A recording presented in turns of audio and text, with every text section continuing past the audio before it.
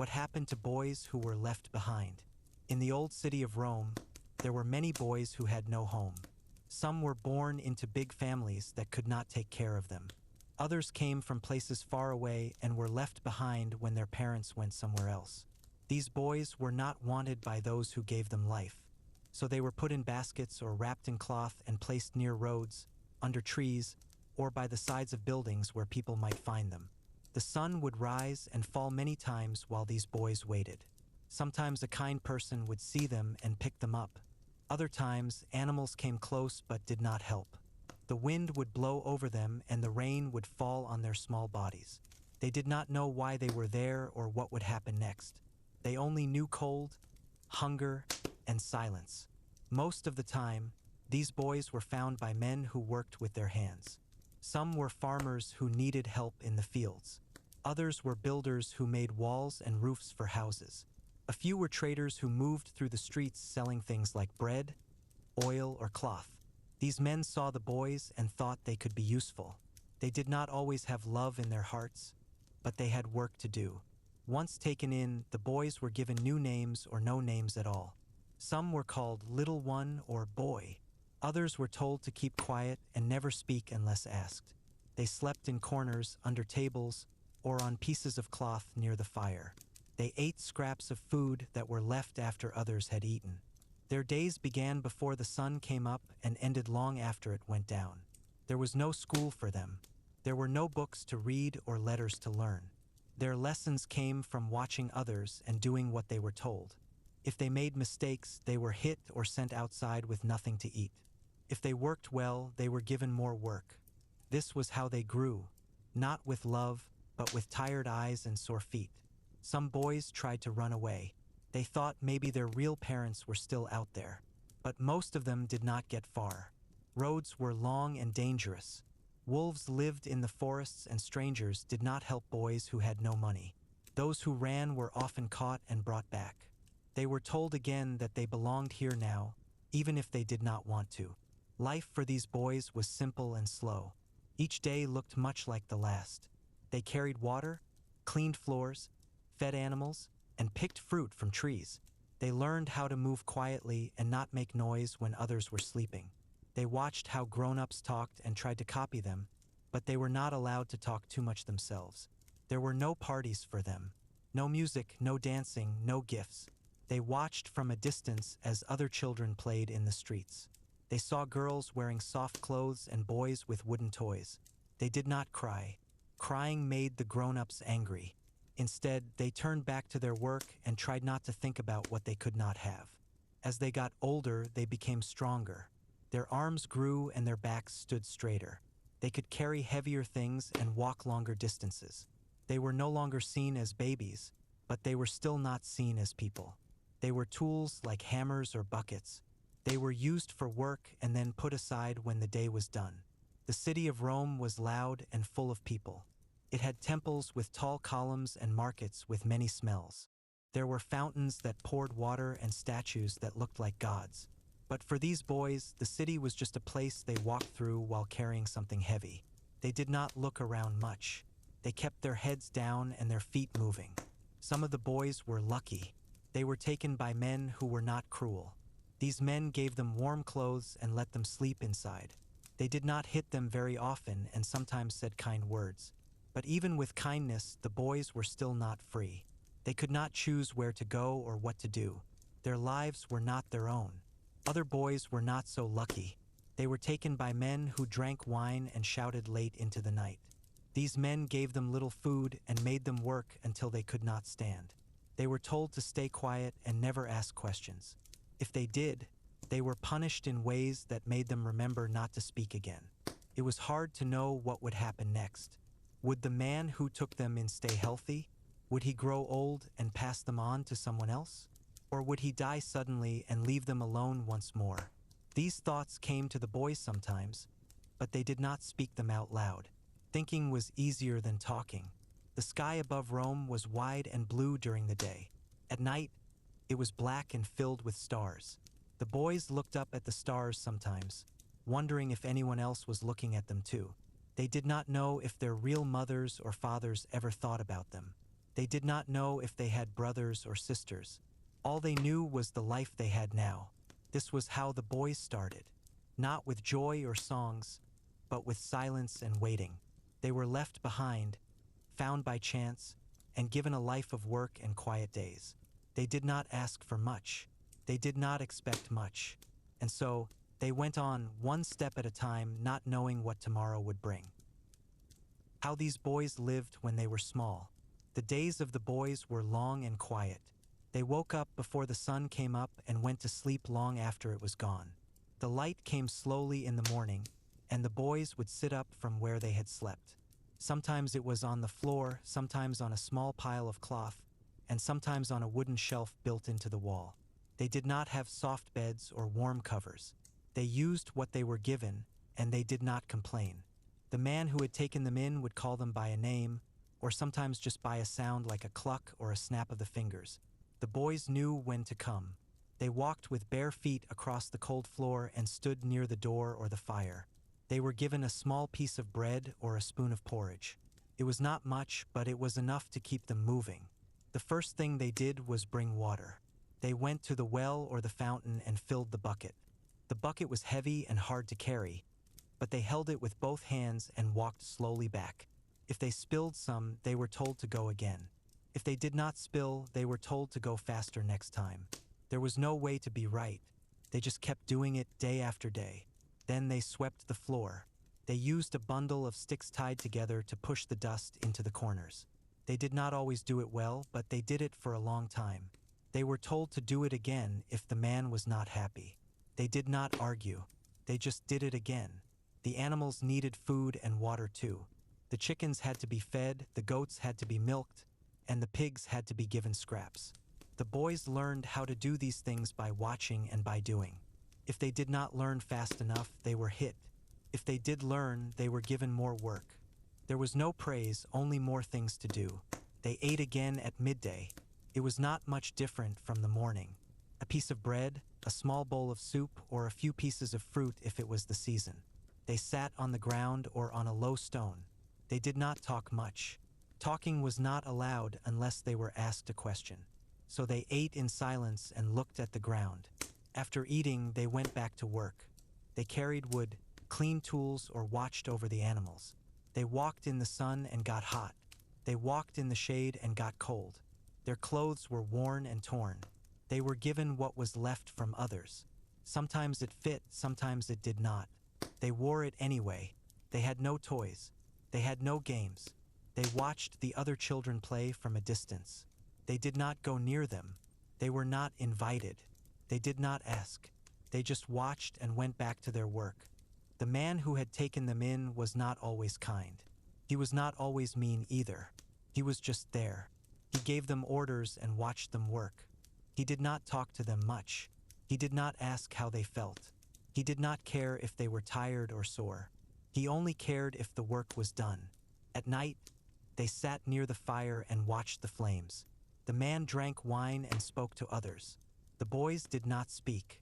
They listened and tried to understand the words. Some of the words were hard. Some of them were not. They did not ask what they meant. They just listened. They did not have stories read to them. They did not have songs sung to them. They had silence and the sound of the wind. They looked at the sky and saw the stars. They did not know the names of the stars. They did not know what they meant. They just looked and thought, even if they did not say what they thought. They went to sleep in the same place they woke up. They curled up and closed their eyes. They did not dream much. When they did, they dreamed of work and silence. They dreamed of carrying water and sweeping floors. They dreamed of walking and not stopping. This was how they lived when they were small. Not with joy, not with sadness, but with quiet and work. They did not ask for more. They did not expect more. They just kept going one day at a time. Who took care of the boys and why? The boys were taken in by many kinds of men. Some were old and slow, others were young and strong. Some lived alone, others had families of their own. The boys did not know why they were chosen. They only knew that someone saw them and decided to bring them home. Most of the time, it was a man who needed help. He might have been a farmer who worked the land from morning until night. He grew wheat or barley and kept goats or chickens. He could not do all the work alone. His back hurt, his hands were sore, and he needed someone small to run errands or watch the animals. When he found a boy, he brought him in without much thought. Other times, the man was a worker in the city. He built walls, fixed roofs, or made tools out of metal. He had no sons of his own, or his sons had grown up and left. He needed someone to carry things for him, to sweep the floor, to clean the tools when the day was done. A boy was easy to train and did not ask for much. There were also men who ran small shops. They sold bread, oil, or cloth.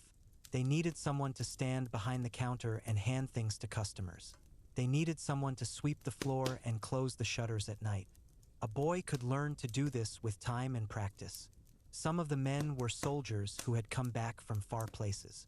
They had fought in battles and seen many things. Now they lived quietly and wanted less noise, not more. But they still needed help around the house. A boy could be useful for simple tasks like fetching water or feeding the dog. A few of the men were priests who served in temples. They did not live with families, but they still needed help. Someone had to light the candles, sweep the steps, and bring fresh flowers to the statues of the gods. A quiet boy who did not speak too much was just right for this kind of life. There were also men who were not kind. These men took boys for other reasons. They made them work very hard and gave them little food. They did not care if the boys were tired or cold. They only cared if the work was done on time. These men often lived in small houses near the edge of town. Their homes were dark and smelled of old smoke and wet clothes. The boys who lived there woke up early and went to sleep late. They did not talk much. Talking was not allowed unless they were asked a question. Some of the boys were given to rich men. These men had big houses and many workers. They did not take the boys themselves, but they told someone else to find a boy and bring him in. The boys became servants in large homes. They cleaned floors, carried trays, and stood quietly while others ate. Life with these men was different. The food was better, and the clothes were warmer. But the rules were strict. The boys could not speak unless spoken to. They could not look people in the eye. They could not leave the house unless told to go somewhere. They were watched all the time. Not all the men were the same. Some were gentle and spoke in soft voices. Others were loud and angry. Most were somewhere in between. They were not cruel, but they were not kind either. They gave the boys a place to sleep and something to eat, but not much more than that. The boys did not ask questions about why they were taken in. They did not wonder if the man liked them or not. They only knew that they had a place now. It was not always a good place, but it was a place, and that was better than nothing. They learned to follow orders quickly. They learned to move without making noise. They learned to keep their heads down and their mouths closed. They did not cry when they were hit.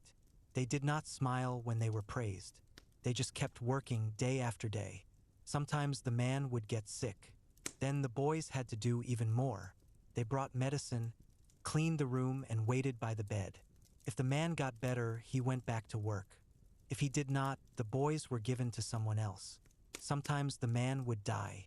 Then the boys were sent away. They were told they could not stay anymore.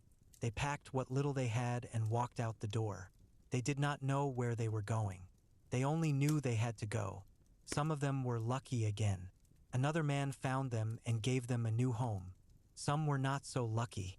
They had to sleep outside and find food wherever they could.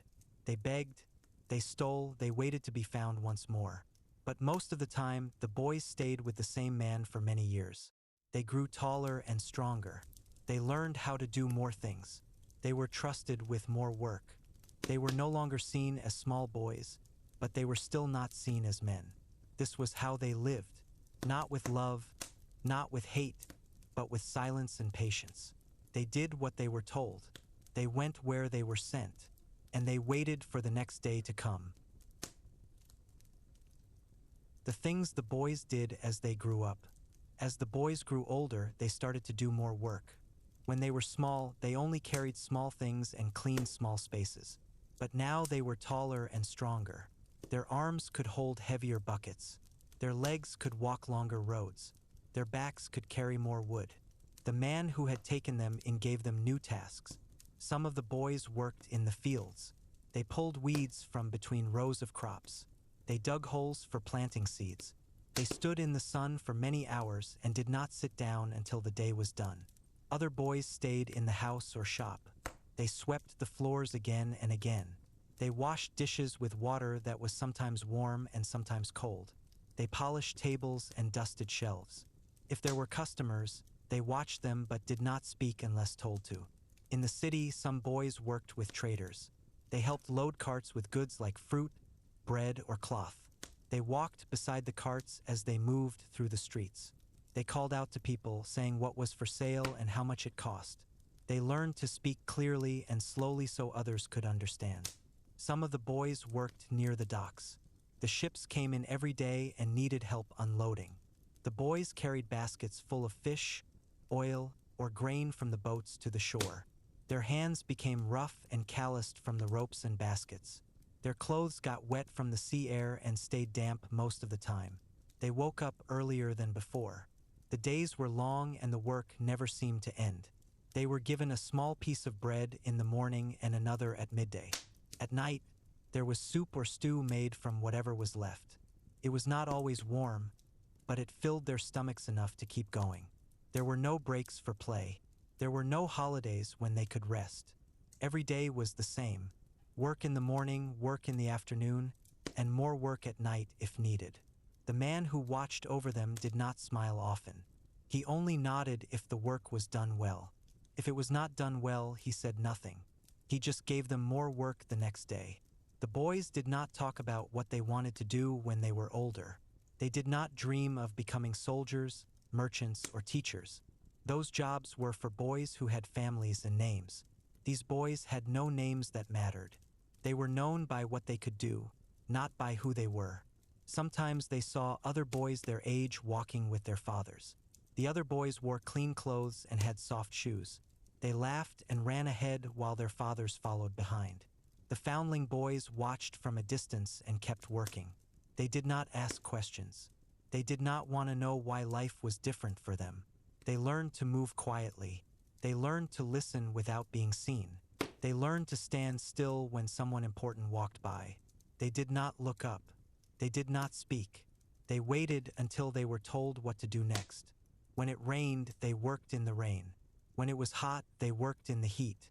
When it was cold, they worked with stiff fingers and sore feet. They did not complain. Complaining led to silence or punishment. So they stayed quiet and kept moving. Some of the boys were good at what they did.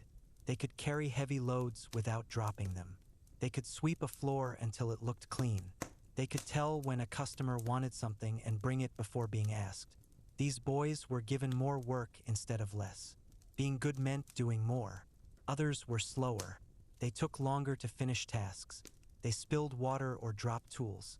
They forgot what they were told. These boys were hit or sent outside with no food. They were reminded that work must be done and done right. The boys did not have friends among themselves. They lived under the same roof but did not talk much. They did not share stories or dreams. They did not sit together after work. Each boy had his own thoughts, but none of them were spoken aloud. At night, they sat near the fire and watched the flames. The man drank wine and talked with others. The boys listened and tried to understand the words. Sometimes they closed their eyes and let the sound of voices fill the room. They did not speak. They did not ask questions. They just listened. They went to sleep in the same place they had slept the night before. They curled up on the floor or in a corner. They used the same cloth or blanket they had used for many nights. It was worn and thin, but it kept them warm enough. They dreamed of walking, of carrying things, of sweeping floors. They dreamed of standing still and waiting. They dreamed of silence and footsteps. They did not wake up smiling. They did not wake up sad. They just woke up and began again. This was how the boys grew up, not with joy or sadness, but with quiet and work. They did not choose this life. They simply lived it, one day at a time with no end in sight. Where the boys went when they got older. As the boys grew into young men, they no longer looked like the small children who had once been left by the road or found near the market. Their bodies changed. Their arms became thicker and their shoulders wider. Their voices deepened and they spoke less than before. They moved with slower steps and carried more weight without complaint. The man who had taken them in no longer saw them as boys who needed watching. He gave them more work and fewer reminders. He told them what to do once and expected it to be done without asking again. If they forgot something, he did not say much. He just gave them more to do the next day. Some of the young men stayed where they were. They continued working for the same man in the same place. The farmer still needed help in the fields. The shopkeeper still needed someone to sweep and carry. The builder still needed hands to lift and hammer. The young men knew how to do these things well. They did not need to learn anything new. Others were sent away when they got too big or too quiet. The man who had raised them said there was no more room or that he could not feed another mouth. Sometimes he said nothing at all. He just handed them a cloth with some bread inside and pointed toward the road. The young men took what they were given and walked away without looking back. They walked through the city streets and past the walls of Rome.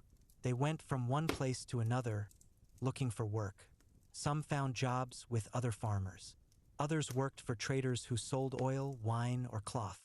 A few joined groups of workers who built roads or cleaned canals. They did whatever they were told to do. They slept where they could.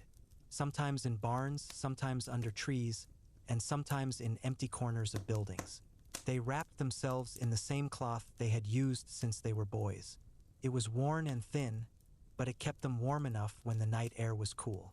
They ate when they could find food. They carried water for people in exchange for a piece of bread. They swept floors for a bowl of soup. They helped move boxes for a handful of figs. They did not ask for much. They only asked for enough to keep going. They met other men who had also grown up without families. These men did not talk much either. They sat together near fires and watched the flames. They drank water or weak wine and said nothing for long periods of time. They did not tell stories about where they came from. No one asked. No one wanted to know. The city of Rome was loud and full of people. There were temples with tall columns and markets filled with smells of bread, meat, and spices. There were fountains that poured water and statues that looked like gods. But for these young men, the city was just another place to walk through while carrying something heavy. They did not look around much. They kept their heads down and their feet moving. They passed by shops where boys played with wooden toys. They saw girls wearing soft clothes and men with clean tunics. They did not stop to watch. They did not want to be noticed. Sometimes they were hired for longer work. A builder needed help lifting stones. A trader needed someone to ride with him to the next town. A soldier needed a helper to carry his shield and sword. These jobs lasted days or weeks. The young men did them quietly and without complaint. When the work was done, they were given a small amount of money or a few pieces of food. They did not spend it on fine things. They bought more bread, a new piece of cloth, or a pair of worn sandals. They did not go to shows or festivals. They did not buy wine or perfume. They only bought what they needed to keep going. At night, they sat near fires and stared at the sky. The stars were the same ones they had seen when they were boys. They wondered if anyone else looked at them too. They thought about the places they had been and the things they had done. But they did not speak out loud. Thinking was easier than talking. They did not dream of becoming rich or famous. Those dreams were for others. They only dreamed of walking, of working, of staying warm at night. They dreamed of carrying things and sweeping floors. They dreamed of silence and footsteps. They woke up and began again. Some of them were lucky. They found steady work with kind men. They were given a place to sleep and regular meals. They were not hit often. They were not shouted at. They lived quiet lives with little joy and little sadness. Others were not so lucky. They moved from job to job and place to place. They slept outside when it rained. They went hungry when there was no work. They walked long roads with sore feet and tired backs. They did not complain. Complaining led to silence or punishment. There was no end to this life. There was no sign that things would change. Each day looked much like the last. Work in the morning, rest at night, and silence in between. They did not expect more. They did not ask for more. They simply kept going one step at a time. This was where the boys went when they grew older. Not to great cities or rich homes. Not to war or glory. Just to quiet places and slow days. They walked the same roads they had walked before, only now they carried heavier loads and wore older clothes. And so they went on, with no name, no home, and no story to tell. The jobs that most foundling men had. Most of the men who had been found as boys did not have many choices about what they could do for work. They were not taught to read or write. They were not trained to become doctors, teachers, or merchants. Their lives were shaped by what others needed them to do. And so they did those things day after day without much thought. One of the most common jobs was working in the fields. These men rose early and went to bed late. They worked under the sun when it was hot and under the clouds when it was cold. They pulled weeds, planted seeds, and carried baskets full of fruit or grain. Their hands became rough from holding tools. Their backs ached from bending over for long hours. But they kept going because there was no other choice. They worked for farmers who owned land outside the city. These farmers gave them small meals and a place to sleep near the animals. The men slept on straw or on wooden shelves built into the walls. They did not complain. They simply lay down and closed their eyes until morning came again. Another common job was helping with construction. Rome was always building something: roads, houses, temples, and walls. There was always a need for strong hands to carry stones, mix mud, and lift heavy beams. These men worked from sunrise to sunset. They wore simple tunics that got dirty and torn. They drank water from shared bowls and ate bread that was sometimes soft and sometimes hard. They followed orders from builders who shouted instructions. If a man did not move fast enough, he was told to go faster next time. If he dropped something, he was told to pick it up and keep going. There was no praise, only silence or more work. These men did not talk much while they worked. Talking slowed them down. Silence made the day pass quicker. Some of the men worked in markets. They helped traders sell oil, wine, cloth, and bread. They stood behind tables and watched people walk by. They called out what was for sale and how much it cost. Some customers were kind. Others were loud and angry. The men learned to smile when someone bought something and to stay quiet when someone walked away. They cleaned the tables at night and packed the goods into boxes. They locked the shutters and made sure nothing was left outside. Then they went home to small rooms above the shops or to corners behind the market stalls. They wrapped themselves in old cloths and listened to the sounds of the city before falling asleep. A few of the men worked near the docks. Ships came in every day carrying fish, grain, and other goods from far places. These men unloaded the ships and carried baskets to storage houses. Their clothes were often wet from the sea air. Their feet were sore from walking on wet wood. They worked in all kinds of weather: rain, wind, and sun. They did not ask for better conditions. They just kept moving. They ate food that was given to them by the traders or ship workers. Sometimes it was warm soup. Sometimes it was dry bread and cheese. They sat on crates or on the ground while they ate. They did not talk much. They looked at the sky or at the ships and thought about nothing in particular. Other men became helpers to soldiers. They carried weapons, cleaned armor, and set up tents when the army camped. They followed the soldiers from one place to another. They walked long roads and slept under the stars. They did not fight. They only helped. They were given food and a small space to sleep near the fire. They watched the soldiers train and play games. They saw them drink wine and tell stories around the fire. The men did not join in. They stayed quiet and waited to be told what to do next. When the army moved again, they packed up and followed without complaint. Some of the men worked in homes as servants. They swept floors, carried water, and cleaned tables for rich families. They wore clean tunics but spoke very little. They did not look at the people they served. They kept their heads down and their hands busy. They were given small rooms to sleep in and small portions to eat. It was better than sleeping outside, but not by much. They did not make friends among the other servants. They did not share dreams or memories. They only worked and waited. If someone asked them a question, they answered quietly. If no one asked, they stayed silent. They knew that being seen too much was not good. Being useful without being noticed was best. There were also men who worked alone. They collected wood, dug holes, or cleaned streets. They did not work for anyone in particular. They took whatever jobs they could find. Some days there was work. Other days there was none. When there was none, they sat near walls or under trees and waited for someone to call them over. They begged for food when they had no money. They traded pieces of cloth for bits of bread. They did not smile much. Smiling made others think they were weak. They kept their faces still and their eyes low. They walked slowly through the city with nothing in their pockets and nothing in their minds. These men did not dream of becoming leaders or heroes. Those dreams were for boys who had families and names. These men only dreamed of walking, of working, of staying warm at night. They dreamed of silence and footsteps. They woke up and began again. Each day was like the last.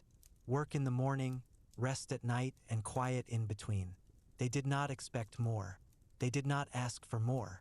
They simply kept going one step at a time with no end in sight. This was the life of most foundling men. Not with joy, not with sadness, but with silence and patience. They did what they were told. They went where they were sent, and they waited for the next day to come. How people saw them in the city and around town. The men who had once been found as boys were not seen the same way as others in the city. They walked through the streets like everyone else, but they did not speak like everyone else. They wore clothes that were worn and sometimes torn. Their tunics were patched with bits of cloth and tied with string. Their sandals had holes in the soles and made soft sounds when they walked. People saw them but did not look at them for long. They were not rich. They did not wear fine fabrics or carry gold rings on their fingers. They did not ride in carts or walk with guards behind them. They were just men who moved from place to place, doing what needed to be done. Some people knew where they came from. They had heard stories about boys left by the road or taken in by kind or not so kind men. But those stories were old. They were told quietly and not often. Most people did not think much about it. The past was the past. What mattered now was what a man could do. When someone needed help, they called for these men. A farmer needed extra hands during harvest time. A builder needed someone to carry stones. A trader needed someone to watch his stall while he went away for a short time. These men were there. They stood nearby, waiting to be asked.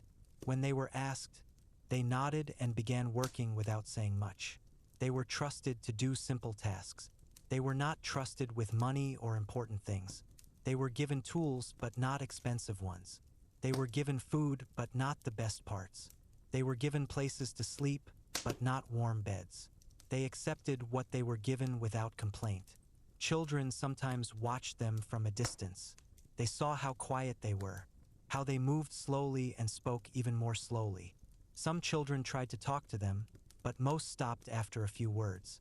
These men did not smile much. They did not tell jokes or play games. They only worked and then went away. Other grown-ups talked about them in low voices. They said these men were strong but not smart. They said they were used to hard work and did not ask for much. Some said they were lucky to have jobs at all. Others said they should be grateful for anything they were given. There were no big names for these men. No one wrote their stories down. No statues were built in their honor.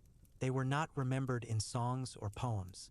They were simply part of the city, like stones in the road or dust in the air.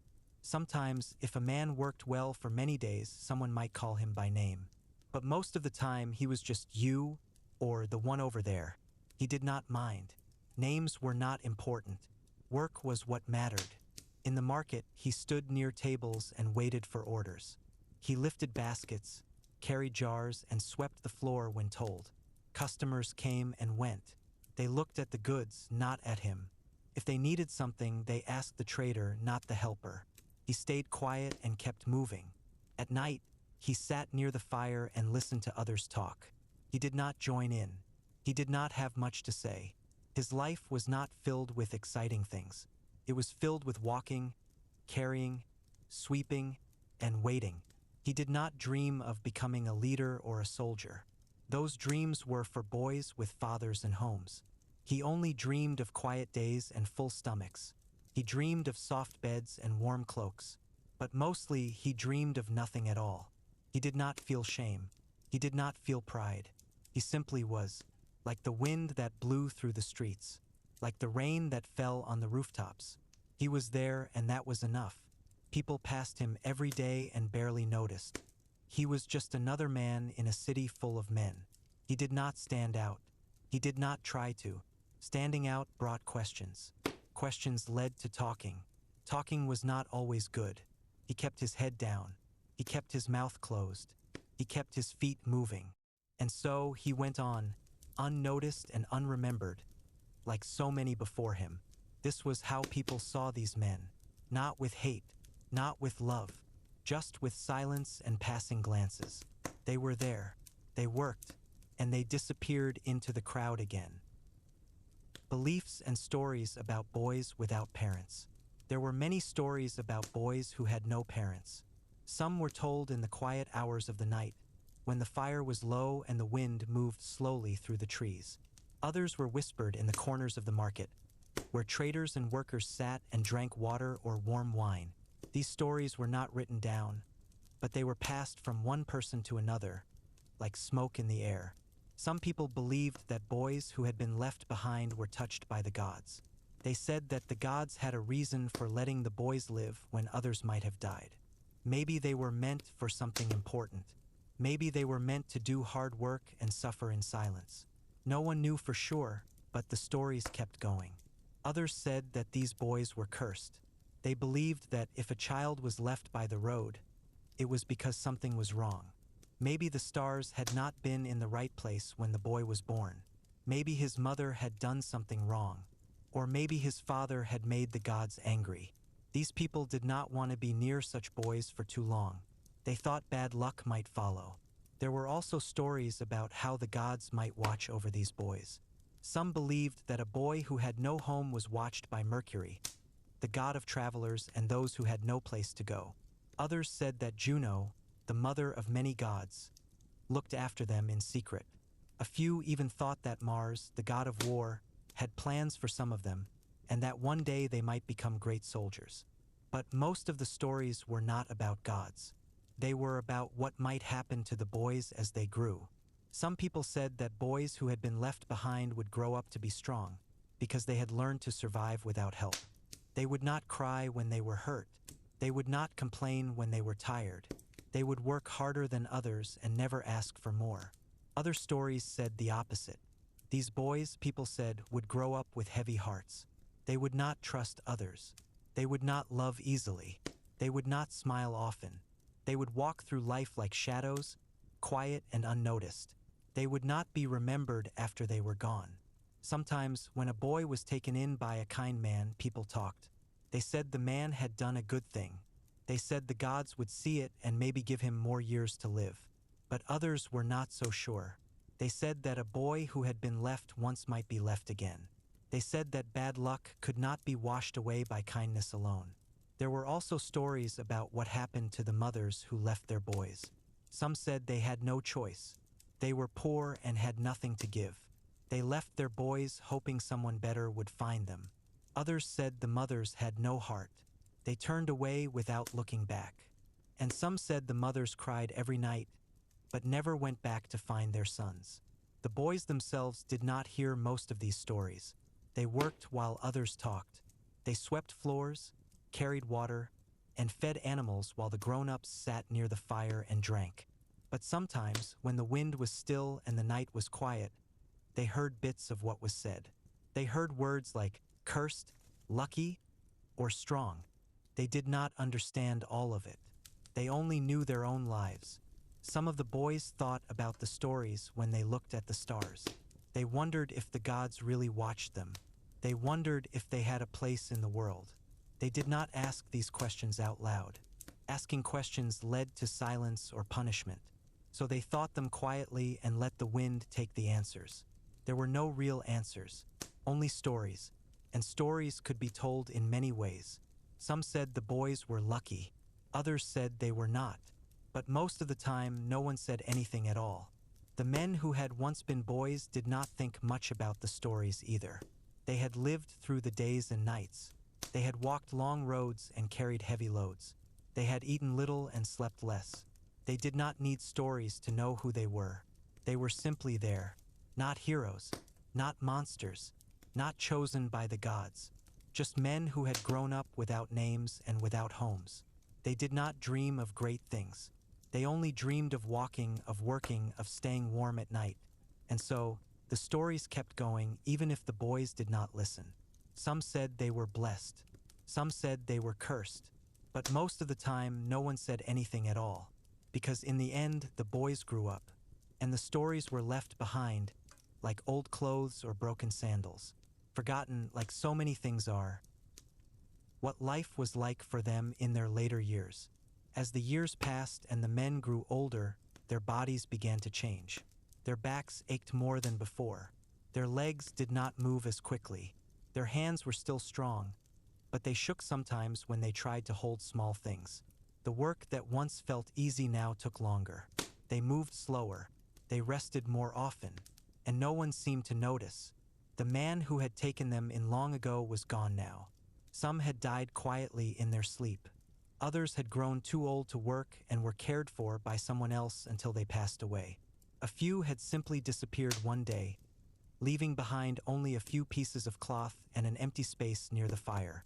Now these men worked for others or worked alone. Some stayed with the same farmer or builder for many years. Others moved from place to place, looking for jobs that would give them food and a place to sleep. There was no home waiting for them.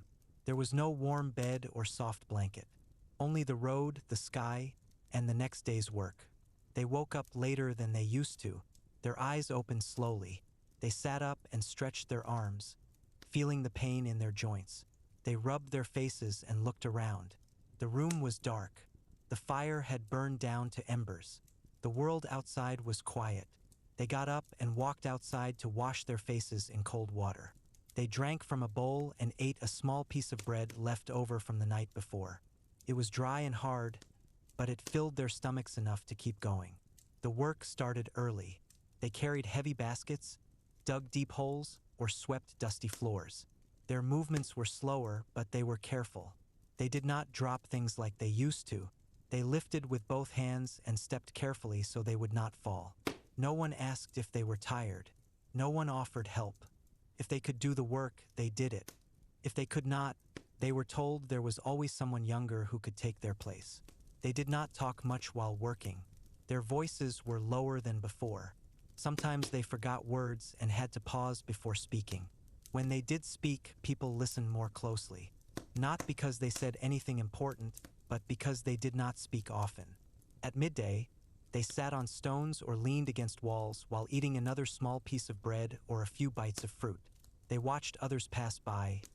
Young boys running, traders calling out, women carrying baskets. These things had once been part of their lives too, but now they watched as if from far away. In the evenings, they sat near the fire and stared at the flames. They drank water or weak wine and did not say much. Other workers talked about the day's work, about what they hoped to do tomorrow, about dreams they might have. These older men listened but did not join in. They had no big dreams anymore. Their dreams were small. Dreams of warmth, of rest, of not waking up in pain.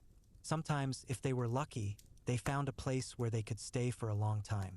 A kind farmer gave them a corner to sleep in and let them eat with the others.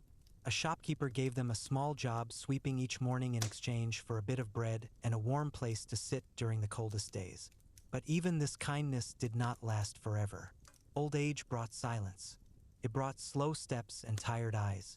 It brought forgotten names and unseen faces. People still knew who these men were, but they did not ask them questions anymore. They did not need their help as much. There were younger men now, stronger and faster. These older men were watched with quiet respect, but also with distance. They remembered things from long ago. They remembered the first house they lived in. They remembered the man who had taken them in. They remembered the other boys who had come and gone. Some of those boys were gone forever. Some had died. Others had moved far away. Most had simply disappeared, like dust in the wind. Sometimes, when the nights were long and the fire was warm, they thought about their mothers. They did not remember faces or voices. They only remembered feelings. a hand on their head, a voice speaking softly, a moment of warmth before everything changed. They did not know if their mothers were still alive. They did not know if they ever thought of them. They did not cry when they thought these things. Crying was for boys. These men had learned long ago how to carry sadness without showing it. They kept their thoughts inside and their faces still. They dreamed less often now. When they did dream, it was not of adventure or glory. They dreamed of walking, of carrying things, of sweeping floors. They dreamed of standing still and waiting. They dreamed of silence and footsteps. They woke up and began again. There were no great endings for these men. No stories written about them. No songs sung in their honor. They simply lived, day after day, year after year. And then, one day, they did not wake up again. When they died, there was no ceremony. No crowd gathered. No speeches were made. Someone wrapped their body in cloth and carried it away. Someone said a quiet word to the gods. And then life went on, as if they had never been there at all. But sometimes, late at night, a younger worker would look at the fire and remember. He would remember the quiet man who taught him how to sweep without making noise. He would remember the old man who never smiled but always helped. He would remember the one who never spoke much but was always there. And for a short time, that memory would be enough. The quiet endings of many foundling lives, expanded version. The end came slowly for most of these men. It did not arrive with a loud cry or a final word. It came like the end of any day, quietly, without much notice. The sun rose as it always had.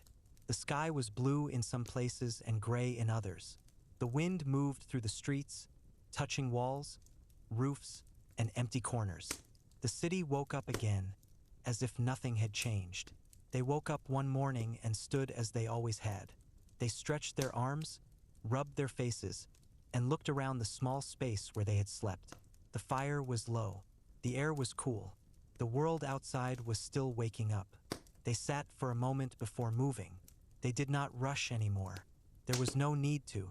They moved slowly that day. Their steps were careful.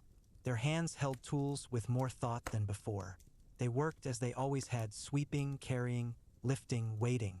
No one said anything about how tired they looked. No one asked if they needed to rest. If they could work, they did it. If they could not, someone else would take their place. That was how things were. At midday, they sat on stones or leaned against walls. They ate what they were given. They drank from shared bowls. They watched others move through the streets, but did not speak much. Talking took energy, and energy was something they no longer had in great amounts. They looked at the sky sometimes. The clouds passed by slowly. The birds flew in circles above. The sun stayed high for a while before beginning to fall again. As the sun began to fall, they felt the cold come in. Their backs ached more than usual. Their legs felt heavy. They finished their tasks and walked back to where they stayed. Some went to corners behind buildings. Others went to small rooms above shops or barns. A few had found places near fires where they could sleep close to others. They wrapped themselves in the same cloth they had used for many years. It was worn and thin, but it kept them warm enough. They closed their eyes and listened to the sounds of the night. The wind moving through the streets, the distant voices of people drinking wine, the soft footsteps of animals passing by. These sounds were familiar. They had heard them many times before. They did not dream often anymore. When they did, it was not of adventure or joy. They dreamed of walking, of carrying things, of standing still and waiting. They dreamed of silence and footsteps. They dreamed of days long ago when they were younger and stronger. They dreamed of places they had been and things they had done. But when they woke up, those dreams faded quickly. And then, one morning, they did not wake up. No one noticed at first. Someone called their name and waited for an answer. When there was none, they looked closer. The man was lying still, his face calm, his breathing gone. His hand rested near his chest. His eyes were closed. He looked like he was only sleeping, but he was not. There was no loud mourning. There was no gathering of people. Someone wrapped him in cloth and carried him away. Someone said a quiet word to the gods. Someone made sure he was buried where others had been laid to rest before him. There was no music. There was no dancing. There was no fire burning late into the night in his honor. No songs were sung. No stories were told. No one wrote down his name. If he had ever had one that mattered, it was forgotten now. His name had not been written in books. It had not been carved into stone. It had not been spoken often enough to be remembered. His tools were given to someone else. His space was filled by another man who needed a place to sleep. Life went on as it always had. The city did not stop. The market still opened. The workers still swept and carried and lifted. The world did not change because one more man had left it. Sometimes, late at night, someone remembered him. A worker might think of how he never spoke much but always did his share. A trader might remember how he never complained, even when the weather was cold. A farmer might recall how he worked until the last day. But those thoughts did not last long. The fire burned low. The wind moved through the streets. And soon even the memory was gone. This was how many of these men ended their lives. Not with a story, not with a song, but with silence and stillness. They were born into nothing. They lived with little, and they left behind even less. They did not ask for greatness. They did not expect kindness. They only wanted to work, to eat, and to stay warm at night. And so they went on, one step at a time, until they could not take another. And then, finally, they rested. Forever. They had once been boys, left by the road or near the market. They had once been picked up by men who saw them and decided to bring them home. They had once learned how to sweep floors, carry water, and keep quiet when grown-ups were talking. They had once grown taller and stronger. They had once worked hard every day, doing what they were told without complaint. Now they were gone, not with a shout, not with a farewell, just gone. The city kept moving. The people kept working. The sun kept rising and falling. The stars kept shining over Rome. And the men who had once lived quiet lives were no longer there to see it. Their names had not been remembered. Their faces had not been drawn. Their voices had not been recorded. They had lived in the background of a city full of noise and color. They had been seen but not looked at. They had been known but not truly known. And yet they had been part of the city. They had helped build its roads, clean its streets, feed its people. They had stood in the shadows and done what needed to be done. They had lived and then they had died. That was all. Some people believed that the gods watched over such men. That even though no one remembered them, the gods did. That somewhere beyond the sky, past the stars and the winds, these men were given peace. That they were allowed to rest without pain, without work, without silence.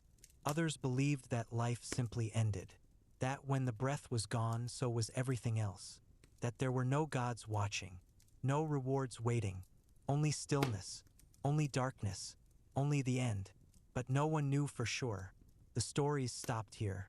The words ended here. And the silence returned. Because in the end, the boys grew up. And the men grew old. And then, one by one, they disappeared. Like dust in the wind. Like smoke in the air. Like footsteps in the sand after the tide comes in. And so they were gone. Not with a sound. Not with a tear. Not with a word. Only with silence. And that was enough. The mystery of Jack the Ripper. London in the late 1800s was a city of stark contrasts. The wealthy lived in comfort while the poor struggled daily in overcrowded slums.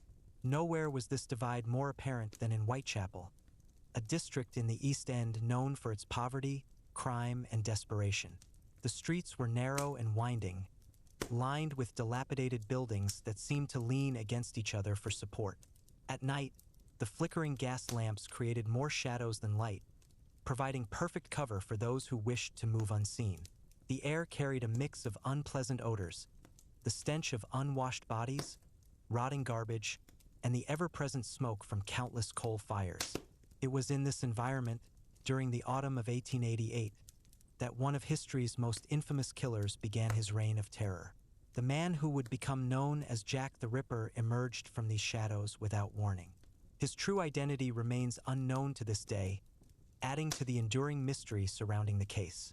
What we do know is that he targeted women, specifically those who worked as prostitutes to survive in the harsh economic conditions of the time. His methods were particularly brutal, displaying knowledge of human anatomy that both horrified and puzzled investigators. The killer seemed to move through the streets like a ghost, striking suddenly before disappearing again into the night. The first confirmed murder attributed to the Ripper occurred on August 31st, 1888. The victim was Mary Ann Nichols, a 43-year-old woman who had turned to prostitution after her marriage failed and she could find no other work. Her body was discovered in Bucks Row, now Durward Street, just before 4 o'clock in the morning by a carman on his way to work. The killing had been quick and efficient, with the murderer showing no hesitation in his brutal work. What shocked investigators most was the surgical precision of the wounds, suggesting the killer possessed some medical knowledge. The police initially hoped this would be an isolated incident, but they would soon be proven terribly wrong. Just 8 days later, on September 8th, another victim was found. Annie Chapman, a 47-year-old woman with a tragic life story, was discovered in the backyard of 29 Hanbury Street. Her injuries were even more severe than those inflicted on Nichols, showing a clear escalation in violence. The killer had taken trophies from his victim, a behavior that would become part of his disturbing pattern. The small courtyard where Chapman was found became a site of morbid fascination, with crowds gathering to catch a glimpse of the crime scene despite police efforts to maintain order. As news of these murders spread, panic began to grip the Whitechapel area. Local newspapers, eager for sensational stories, printed increasingly dramatic accounts of the killings. The police found themselves under tremendous pressure to solve the case, but with few clues to work with and forensic science still in its infancy, their investigation moved slowly. The killer seemed to know the area intimately, choosing locations that provided quick escape routes and limited visibility. He struck at times when few reliable witnesses would be about, demonstrating careful planning in his selection of both victims and murder sites. The terror reached new heights on September 30th, when 2 more women were killed in what became known as the double event. Elizabeth Stride, a Swedish immigrant, was found murdered in Dutfield's yard just before 1 o'clock in the morning. Unlike the previous victims, her injuries were less severe, leading some to speculate the killer had been interrupted. Just 45 minutes later and less than a mile away, Catherine Eddowes became the Ripper's next victim in Mitre Square. The contrast between the 2 murders on the same night added to the growing confusion about the killer's methods and motives. The most brutal of all the killings occurred on November 9th, when Mary Jane Kelly was murdered in her small rented room at 13 Miller's Court. Unlike the previous victims who were killed outdoors, Kelly was attacked in the relative privacy of her own home. The extent of the mutilations shocked even experienced police officers, with one reportedly fainting at the scene. This murder marked a significant departure from the killer's previous pattern and would be the last confirmed Ripper killing. During this period, the police and newspapers received numerous letters claiming to be from the killer. The most famous of these, the From Hell letter, arrived with a small box containing what appeared to be half of a human kidney. While some experts believe these communications were genuine, others argue they were hoaxes created by journalists or attention seekers. The uncertainty surrounding these letters only added to the growing mythology of Jack the Ripper. As suddenly as the killings began, they stopped. The lack of any clear resolution fueled endless speculation. Some theorized the killer had died or been imprisoned for unrelated crimes. Others believed he may have left the country or been committed to an asylum. The police investigation, hampered by the limitations of Victorian-era detective work, never identified a definitive suspect.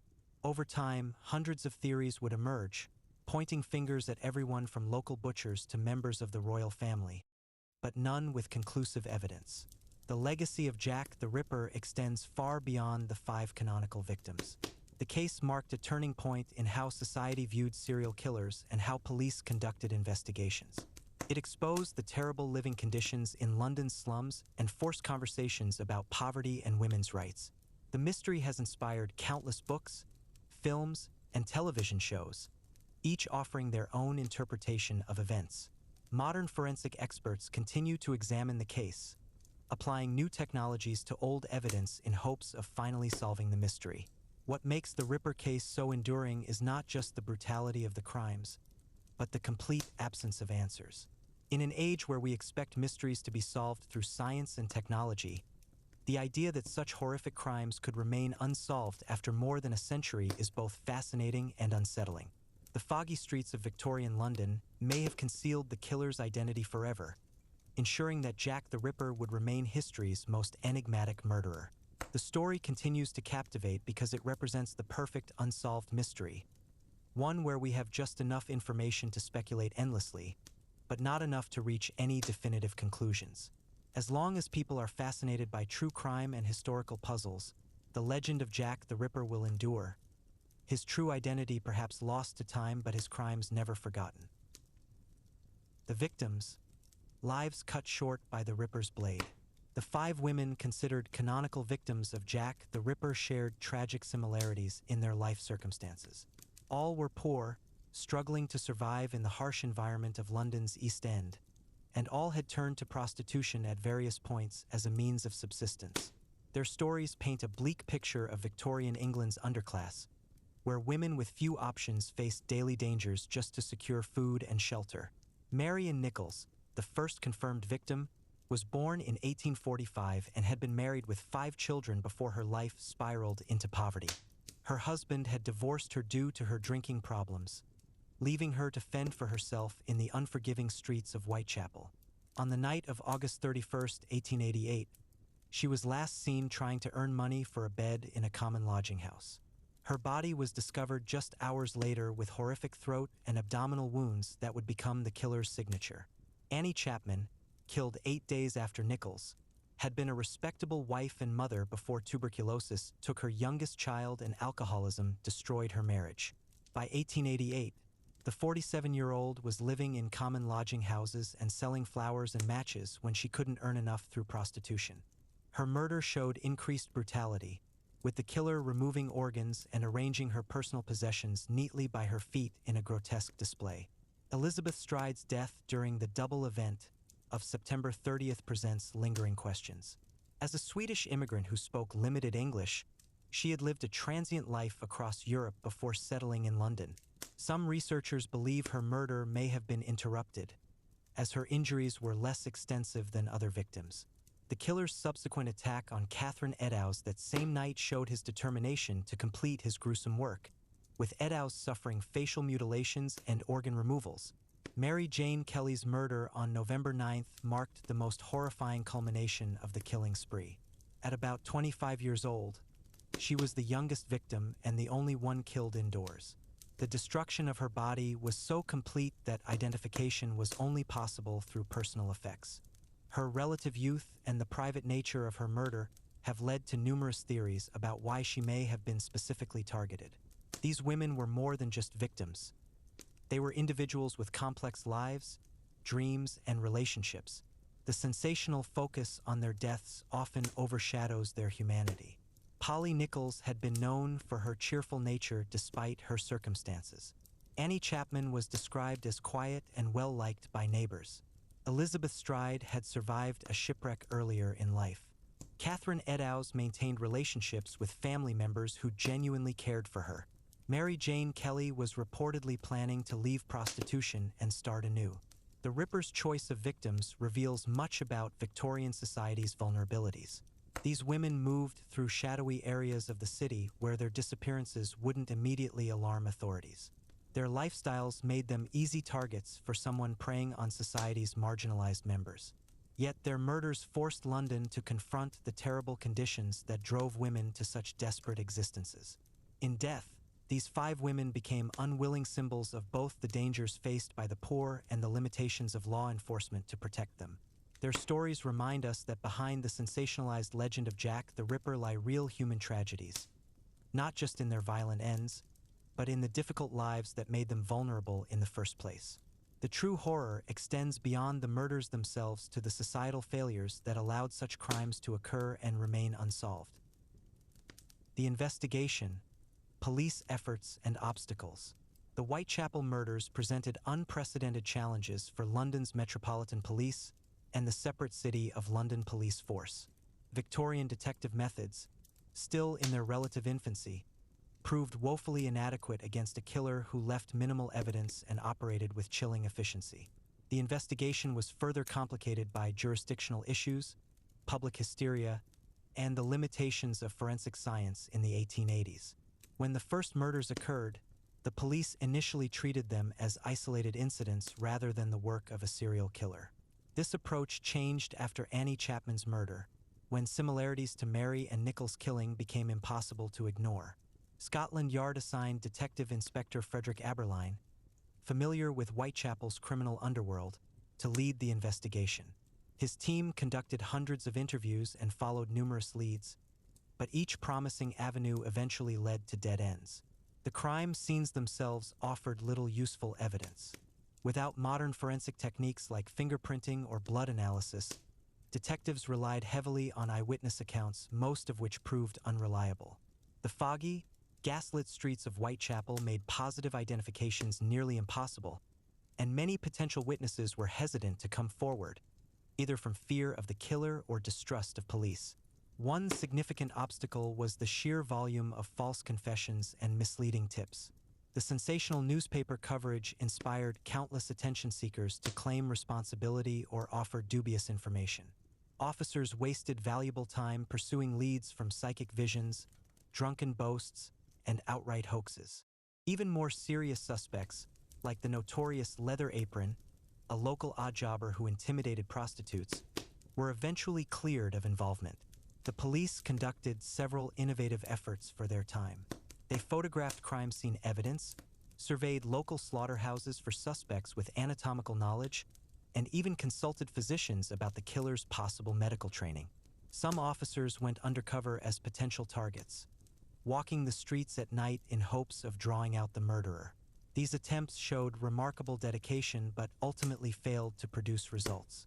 Perhaps the investigation's greatest weakness was the lack of coordination between police divisions. The Metropolitan Police and City Police operated independently, sometimes withholding information from each other due to institutional rivalry. This bureaucratic inefficiency may have allowed crucial connections between crimes to be overlooked in the investigation's early stages. As public pressure mounted, the Home Office offered a pardon to any accomplice who would come forward with information, an unprecedented move that yielded nothing. The police commissioner eventually resigned amid criticism of his handling of the case. By the time the killings stopped, the investigation had involved over 2,000 interviews, 300 suspects, and 80 detained individuals, yet no conclusive evidence against any single perpetrator.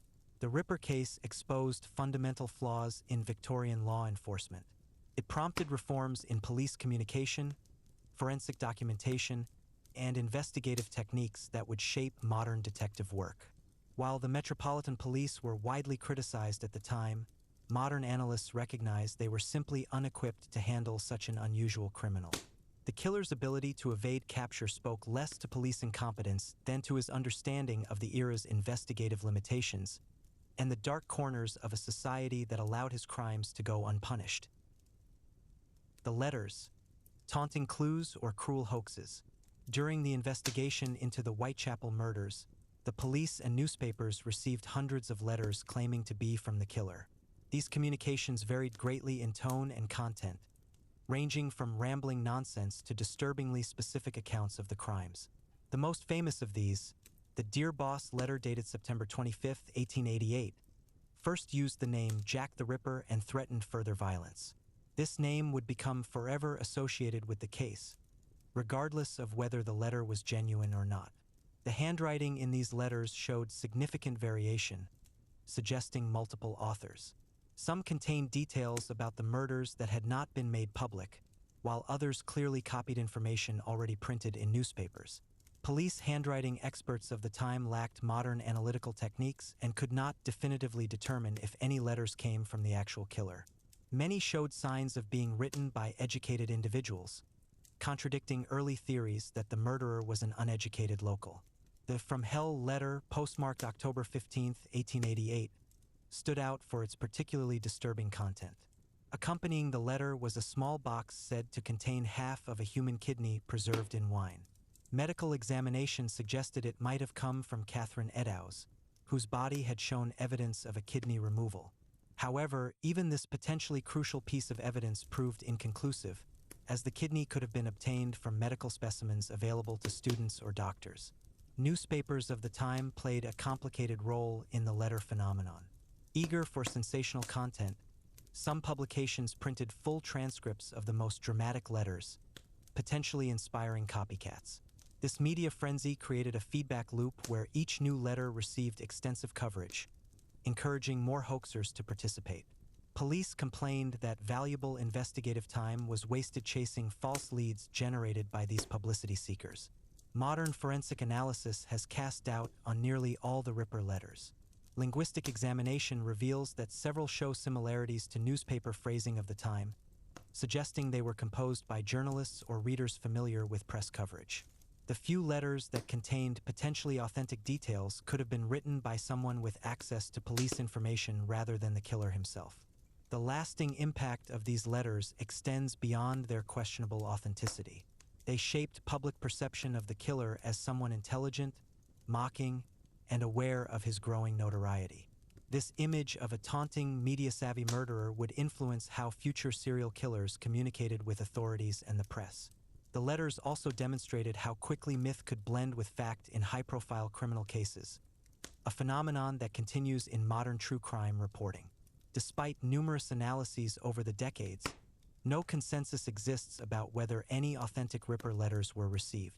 They remain historical curiosities that tell us more about Victorian media culture and public fascination with crime than about the killer's true identity.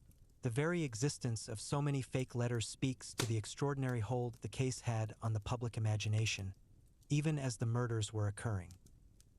The suspects, endless theories, few answers. Over 200 suspects have been proposed in the Jack the Ripper case throughout the years, ranging from plausible to utterly fantastical.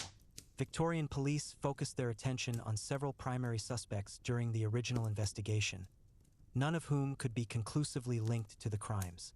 As decades passed, amateur sleuths and professional researchers alike would add countless names to this list, often based on flimsy evidence or wild speculation. One early suspect was Montague John Druitt, a barrister and schoolteacher who committed suicide shortly after Mary Jane Kelly's murder.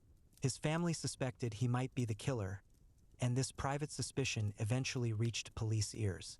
While the timing of his death is intriguing, no concrete evidence connects him to the crimes, and his supposed medical knowledge appears to have been exaggerated by later theorists.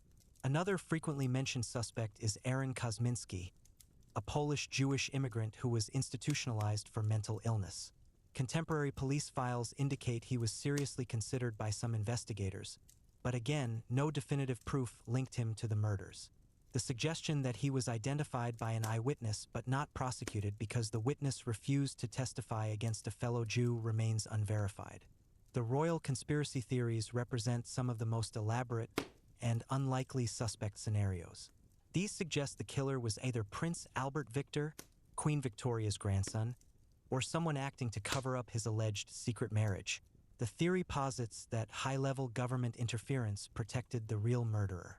While this makes for dramatic storytelling, historians have found no credible evidence to support such claims, which appear to have originated decades after the murders.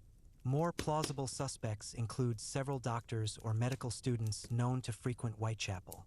The killer's apparent anatomical knowledge supports this line of thinking. Francis Tumblety, an American quack doctor with misogynistic tendencies, was investigated by police but fled England before being thoroughly questioned. Similarly, George Chapman, born Severin Klosowski, was a Polish barber surgeon who later poisoned 3 wives in London. While his methods differed from the Rippers, his medical background and violent nature make him an interesting candidate. Modern profiling suggests the killer was likely a local resident familiar with Whitechapel's geography, possibly someone who blended into the working-class environment. He may have had some medical training through military service or apprenticeship rather than formal education. The abrupt end to the killings could indicate his death, imprisonment on unrelated charges, or institutionalization, though some researchers argue the canonical 5 victims may not represent his complete tally.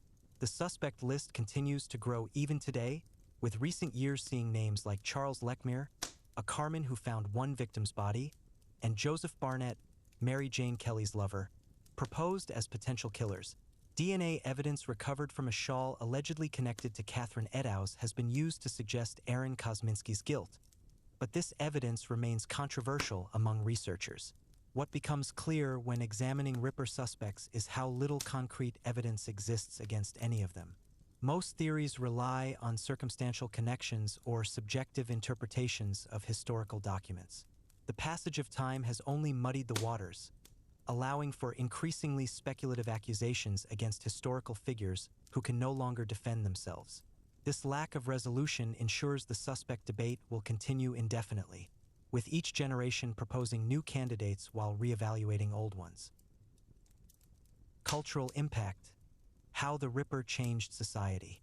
The Jack the Ripper case marked a turning point in how society viewed violent crime, media coverage of murders, and urban poverty.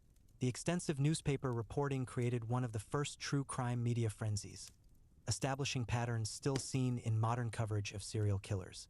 The graphic details published in Victorian papers, while shocking by today's standards, revealed a public appetite for sensational crime stories that would only grow stronger in the following century. Whitechapel itself became forever associated with the murders, its name synonymous with danger and mystery. The district's poverty and overcrowding, briefly thrust into the spotlight, became subjects of social reform debates. While conditions gradually improved in subsequent decades, the area carried the stigma of the Ripper crimes for generations. Ironically, the notoriety eventually transformed parts of Whitechapel into tourist attractions, with guided walks and museum exhibits capitalizing on the bloody history. The case influenced police procedure and forensic science development. The investigative failures highlighted the need for better coordination between police divisions, more systematic evidence collection, and improved autopsy documentation. While fingerprinting wouldn't become standard practice until the early 1900s, the Ripper investigation demonstrated the limitations of relying on eyewitness accounts and confessions without physical evidence. Literature and popular culture quickly adopted the Ripper mythology. Early fictionalized accounts appeared in penny dreadfuls and stage plays within years of the murders. As cinema developed, numerous films used the Ripper premise, from Hitchcock's 1927 The Lodger to more graphic modern interpretations. The mysterious killer archetype, intelligent, elusive, and taunting authorities, owes much to the Ripper legend, influencing characters from Sherlock Holmes villains to contemporary horror antagonists. The murders also impacted women's lives in Victorian England. While the victims were marginalized individuals, the brutality of their deaths sparked discussions about women's safety and economic vulnerability. Some historians argue the case indirectly supported arguments for better social services and protections for poor women, though meaningful reforms would take decades to materialize. Academic interest in the case has produced an entire field of Ripperology, with researchers publishing thousands of books and articles examining every conceivable aspect of the crimes. Conferences and journals dedicated to Ripper studies continue to thrive, demonstrating the enduring fascination with this unsolved mystery. Modern forensic experts have applied DNA analysis, geographic profiling, and psychological assessment techniques to the old evidence, though no breakthrough has definitively solved the case. The tourism industry surrounding Ripper sites presents an ethical dilemma. While the murders occurred over 130 years ago, some question the appropriateness of commercializing real human tragedy. Walking tours pass by locations where women suffered horrific deaths, often with theatrical retellings that prioritize entertainment over historical accuracy or respect for the victims. This tension between memorialization and exploitation continues to spark debate among historians and community members. Perhaps the most significant cultural impact has been how the Ripper case shaped our understanding of serial killers. Before these murders, society lacked the framework to comprehend repeated, seemingly motiveless killings. The Ripper investigations helped establish patterns that would later inform criminal psychology and profiling. The very term serial killer owes something to the Victorian public's horrified fascination with this unprecedented type of criminal. Unsolved mysteries, lingering questions. Despite countless investigations over 13 decades, fundamental questions about the Jack the Ripper case remain unanswered.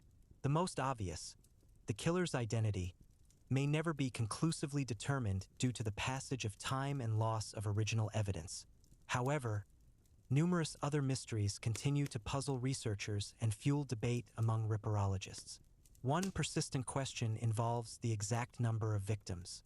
Police originally investigated 11 murders in Whitechapel between 1888 to 1891, but only 5 Nichols, Chapman, Stride, Eddowes, and Kelly are universally accepted as Ripper killings. Some researchers argue for including earlier or later murders that show similarities in method or victimology. The canonical 5 designation itself is somewhat arbitrary, based on a police official's later memorandum rather than contemporary investigative consensus. The killer's medical knowledge remains another point of contention. While some wounds suggest anatomical familiarity, other aspects appear crude or inconsistent. This has led to theories ranging from the murderer being a trained surgeon to someone with butchering experience or even self-taught anatomical knowledge from medical textbooks. The varying precision between victims also raises questions about whether the killer's skill improved with practice or if some mutilations were performed in haste. Geographic profiling reveals interesting patterns about the murder locations. All occurred within a compact area easily navigable on foot, suggesting the killer lived or worked nearby. However, the choice of specific sites, some relatively exposed, others more secluded, doesn't follow an obvious logic. Researchers debate whether these locations held personal significance for the killer or were simply convenient opportunities. The abrupt end to the murders presents another enigma. After Mary Jane Kelly's exceptionally brutal killing in November 1888, the recognized Ripper-style attacks ceased. Possible explanations include the killer's death, imprisonment for other offenses, institutionalization, or relocation. Some theorists suggest he may have continued killing elsewhere under different methods, though no compelling evidence supports this. Modern analysis has questioned whether all 5 canonical murders were committed by the same hand. Elizabeth Stride's less severe injuries have led some to propose she was killed by a different assailant, making the September 30th double event potentially unrelated crimes. Others point to differences in methodology between victims as suggesting multiple killers copying each other's work. The police files, while extensive, contain frustrating gaps. Important documents were lost over time or damaged in World War II bombings. Some investigators' private notes suggest they had strong suspicions about certain individuals, but left these out of official reports. The reasons for these omissions, whether protecting influential figures or simply avoiding libel, remain speculative. Forensic re-examinations in recent decades have produced more questions than answers. DNA testing on surviving evidence has yielded inconclusive or contested results. The famous Ripper Diary, purportedly written by suspect James Maybrick, was declared a hoax by most experts, demonstrating how modern technology can sometimes complicate rather than clarify historical mysteries. Perhaps the most profound unanswered question is why this particular case continues to captivate when other unsolved murders have faded from memory. The combination of Victorian atmosphere, gruesome details, media sensationalism, and complete lack of resolution creates a perfect storm of enduring fascination. As each generation applies its newest investigative techniques to the old evidence, the Ripper mystery evolves while remaining essentially unsolvable, a historical puzzle that continues to resist final answers. Conclusion: the enduring shadow of Whitechapel. Break time equals 2s/. The Jack the Ripper case represents more than just a series of unsolved murders. It embodies the perfect historical mystery, combining gruesome crime, investigative failure, media sensationalism, and enduring fascination. The break time equals 2s/. Over a century after the last killing, the case continues to generate books, documentaries, scholarly papers, and tourist attractions, demonstrating an unparalleled cultural longevity. Break time equals 3s/. What makes these crimes so persistently intriguing is their resistance to resolution. Break time equals 2s/. In an age where forensic science can solve decades-old cold cases, the Ripper murders remain stubbornly opaque. Break time equals 2s/. The lack of definitive answers creates a vacuum filled by endless speculation, allowing each generation to reinterpret the evidence through contemporary lenses. Break time equals 2s/. The case serves as a Rorschach test of sorts, revealing more about the theorist's times and preoccupations than about Victorian London. Break time equals 3s/. The victims themselves often become overshadowed by the mythology surrounding their killer. Break time equals 2s/. Mary and Nichols. Annie Chapman, Elizabeth Stride, Catherine Eddowes, and Mary Jane Kelly were real women with complex lives, not merely props in a sensational drama. Break time equals 2s/. Modern retellings increasingly attempt to restore their humanity, focusing on the societal conditions that made them vulnerable rather than just the brutality of their deaths. Break time equals 3s/. From a criminological perspective, the case marked a turning point in how law enforcement approached serial murders. Break time equals 2s/. The investigative failures spurred reforms in police communication, evidence preservation, and forensic documentation. Break time equals 2s/.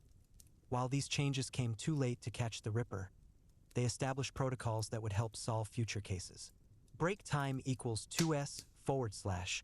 The murders also demonstrated the dangers of media interference in criminal investigations, a lesson still relevant today. Break time equals 3s/. The ethical dimensions of Ripper tourism and commercialization continue to provoke discussion. Break time equals 2s/. While the murders occurred long enough ago to fall into historical study rather than living memory, questions remain about appropriate ways to memorialize such events. Break time equals 2s/. The growing emphasis on victim-centered narratives suggests a gradual shift toward more respectful commemoration. Break time equals 3s/. Technological advances offer slim hope for new breakthroughs, though each purported solution so far has failed to gain universal acceptance. Break time equals 2s/. Even if conclusive DNA evidence someday identifies a suspect, the circumstantial nature of such proof may never satisfy all researchers. Break time equals 2s/. The Ripper's true identity may ultimately matter less than what the case reveals about society's enduring fascination with the macabre and unexplained. Break time equals 3s/. As long as people remain captivated by true crime and historical puzzles, Jack the Ripper will maintain his place as the ultimate bogeyman, a shadowy figure representing our deepest fears about random violence and the limits of justice.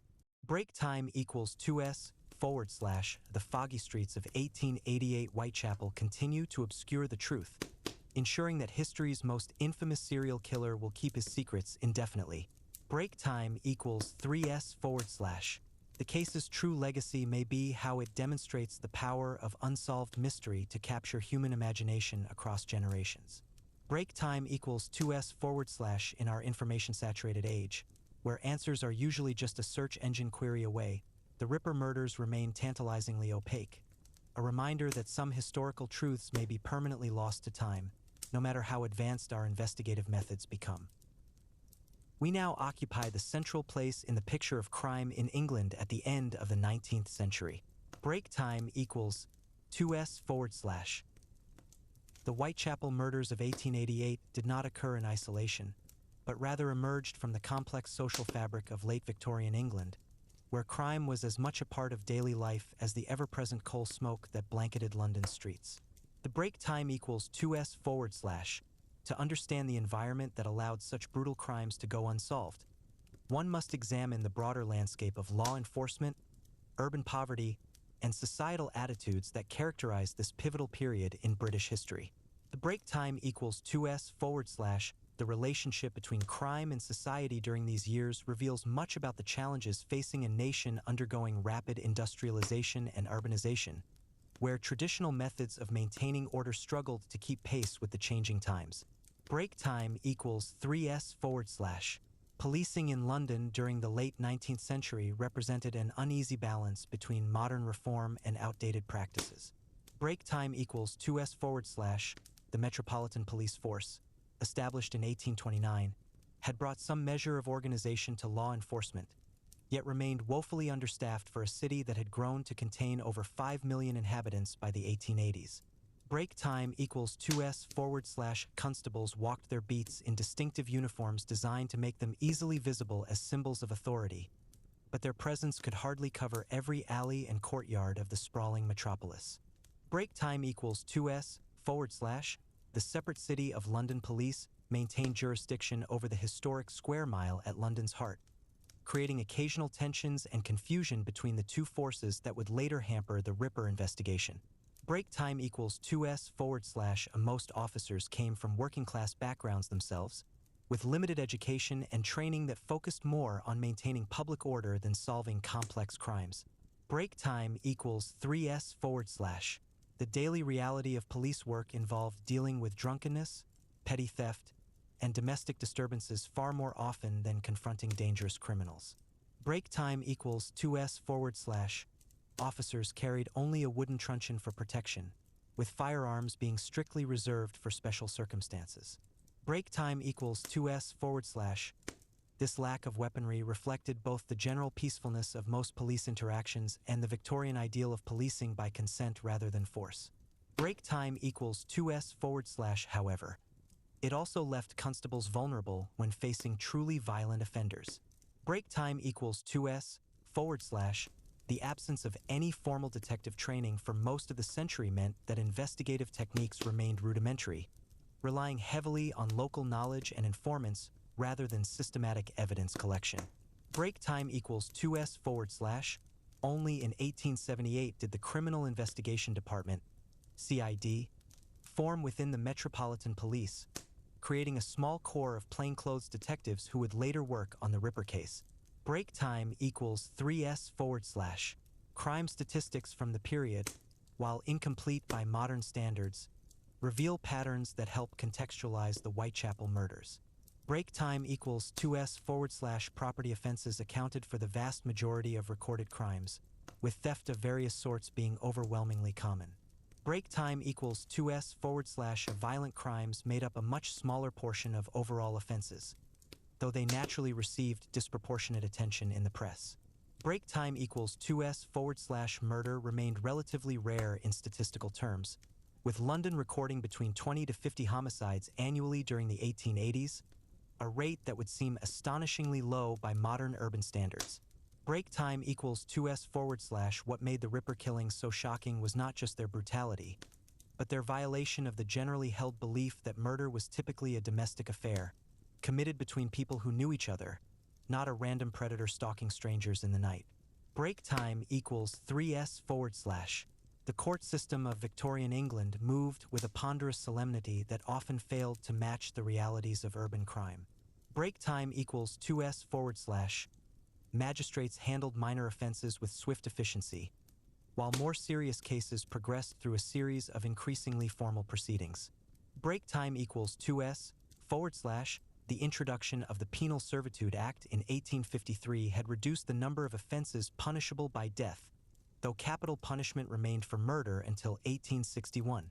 Break time equals 2s / transportation to Australia had once served as an alternative to execution, but this practice ended in 1868, leaving imprisonment as the primary punishment for serious crimes. Break time equals 2s / the prison system itself underwent reforms during this period, moving away from the purely punitive models of earlier decades toward systems emphasizing discipline and hard labor. Break time equals 2s / notable figures like Elizabeth Fry had campaigned for improved prison conditions, though facilities remained grim by any modern standard. Break time equals 3s / the economic underpinnings of crime in Victorian England cannot be overstated. Break time equals 2s / the Industrial Revolution had created enormous wealth for some while leaving many others in precarious circumstances. Break time equals 2s / periodic economic downturns like the Long Depression beginning in 1873 pushed more people into poverty and desperation. Break time equals 2s / unemployment fluctuated wildly in industrial areas, and the absence of any social safety net meant that losing one's job could quickly lead to destitution. Break time equals 2s / for many, petty crime became not a choice but a necessity for survival. Break time equals 2s children as young as 5 or 6 might be sent out to beg or steal to contribute to family income, beginning patterns of criminal behavior that often continued into adulthood. Break time equals 2s the workhouse system, intended as a last resort for the destitute, was so feared that many preferred the risks of crime to submitting to its harsh regime. Break time equals 3s. The physical environment of London itself facilitated certain types of criminal activity. Break time equals 2s. The rapid growth of the city had outpaced urban planning, resulting in a maze of narrow streets, blind alleys, and interconnected courtyards that provided both homes for the poor and hiding places for criminals. Break time equals 2s. Sanitation remained primitive in many areas, with open sewers and shared privies still common in poorer districts. Break time equals 2s. Lighting varied greatly by neighborhood. Wealthy areas might have gas lamps at regular intervals, while poorer sections relied on sporadic lighting or moonlight. Break time equals 2s. This patchwork of illumination created shadows where all manner of illicit activities could flourish unseen. Break time equals 2s. The famous London fog, a combination of natural weather patterns and industrial pollution, further obscured movement and identity during much of the year. Break time equals 3s. Public attitudes toward crime were shaped by both personal experience and increasingly sensational newspaper reporting. Break time equals 2s. The expansion of literacy and the reduction of newspaper taxes had created a booming popular press that fed the public's appetite for crime stories. Break time equals 2s. Penny papers like the Illustrated Police News provided lurid accounts of criminal cases accompanied by dramatic woodcut illustrations. Break time equals 2s. This coverage tended to exaggerate both the frequency and danger of violent crime, creating moral panics that often had little basis in statistical reality. Break time equals 2s. The middle and upper classes viewed crime as primarily a problem of the lower orders, failing to recognize how their own business practices and political decisions contributed to the conditions that fostered criminal behavior. Break time equals 3s. The professional criminal class occupied an ambiguous position in Victorian society. Break time equals 2s. While burglars and thieves were universally condemned, some figures like the burglar Charles Peace achieved a strange sort of celebrity status. Break time equals 2s. Fences operated openly in certain districts, knowingly purchasing stolen goods for resale. Break time equals 2s. Organized criminal networks existed, though they were less sophisticated than their modern counterparts. Break time equals 2s. The most successful criminals often maintained respectable fronts, moving between the underworld and legitimate society with ease. Break time equals 2s. Corruption among certain police officers and public officials provided further avenues for criminal enterprise to flourish, though outright institutional corruption was less common than individual officers turning a blind eye for personal gain. Break time equals 3s. The relationship between crime and social reform in Victorian England was complex and often contradictory. Break time equals 2s. On one hand, reformers pointed to criminal statistics as evidence of the need for improved housing, education, and working conditions. Break time equals 2s. On the other, hardline attitudes emphasizing punishment over prevention dominated much of the political discourse. Break time equals 2s. Philanthropic organizations established ragged schools and missions to uplift the poor, while simultaneously many in positions of power believed that poverty and crime resulted from moral failings rather than systemic issues. Break time equals 2s. This tension between reform and repression characterized much of the period's approach to social problems, with neither side achieving clear dominance. Break time equals 3s. The role of alcohol in Victorian crime cannot be ignored. Break time equals 2s. Public drunkenness accounted for a significant portion of police arrests, and many violent crimes occurred under the influence of alcohol. Break time equals 2s. Gin palaces and public houses proliferated in working-class districts, offering temporary escape from grim living conditions. Break time equals 2s temperance movements gained momentum throughout the century, arguing that alcohol was both a cause and consequence of poverty and crime. Break time equals 2s licensing laws attempted to control the worst excesses of public drinking, but enforcement was inconsistent and illegal drinking establishments flourished in areas where police presence was light. Break time equals 3s gender played a significant role in both the perpetration and experience of crime during this period. Break time equals 2s most recorded offenders were male, though women certainly participated in criminal activities, particularly theft, prostitution, and receiving stolen goods.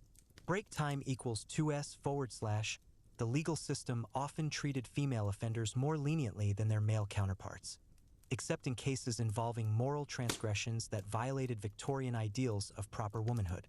Break time equals 2s women also frequently found themselves victims of crime, both in domestic settings and public spaces. Break time equals 2s the vulnerability of poor women, in particular, was extreme with few legal protections against exploitation or violence. Break time equals 3s the technological limitations of Victorian crime investigation become painfully apparent when examining cases like the Ripper murders. The break time equals 2s without fingerprinting, forensic analysis, or even reliable means of recording crime scene details. Detectives relied heavily on eyewitness testimony, notoriously unreliable under the best circumstances. Break time equals 2s the preservation of evidence was haphazard at best, with no standardized procedures for handling or storing potential clues. Break time equals 2s communication between police districts was slow and inefficient, relying on physical messengers rather than any sort of instant communication. Break time equals 2s these limitations meant that even determined investigators often found themselves stymied by the basic logistical challenges of coordinating information across a large, crowded city. Break time equals 3s the legacy of Victorian crime and punishment continues to influence modern systems in ways both obvious and subtle. Break time equals 2s many contemporary police procedures trace their origins to reforms implemented in response to 19th century challenges. Break time equals 2s the tension between punitive and rehabilitative approaches to criminal justice remains unresolved.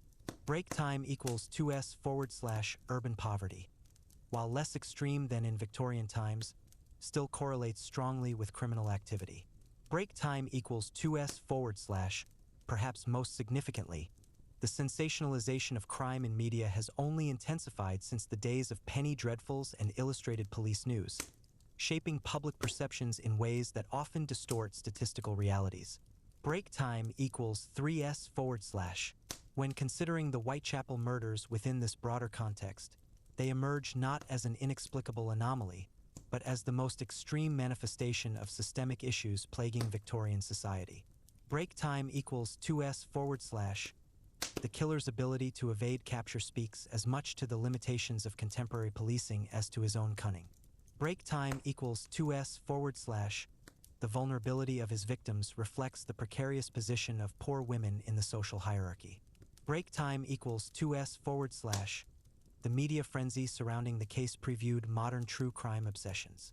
Break time equals 2s and the enduring mystery of the killer's identity continues to fascinate precisely because it represents the ultimate cold case, one where the passage of time has only deepened rather than resolved the questions surrounding those terrible autumn nights in 1888.